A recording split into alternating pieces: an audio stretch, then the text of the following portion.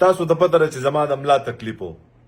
زه چې سعودي عرب ته رالم نن کې ما په پاکستان کې اکسیډنټ کړی په 2014 کې ما ډاکسن غورځولې او پای کې زما ملا لګېدلې و. ډېر زیات خطرناک اکسیډنټ مې کړی.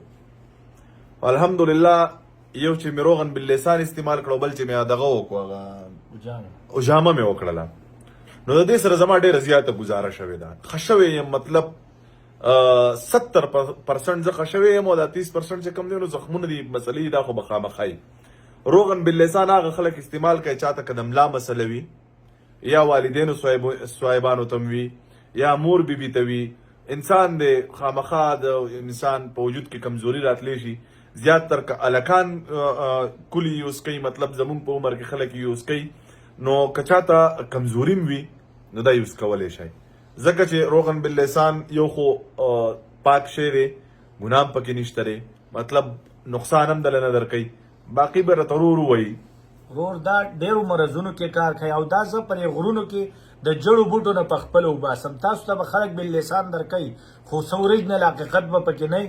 دا به زه پر جړو بوټو نه په خپله اوریجنل څیز وباسم او ذمواري ګارنټي به در کوم.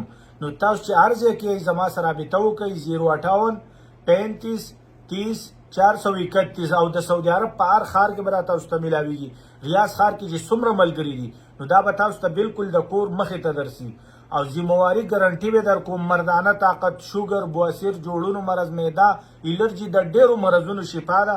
دا یو بوتل صرف د ټرای دپاره استعمال کوي، پته به درته ولګي. اوکې ده، مننه.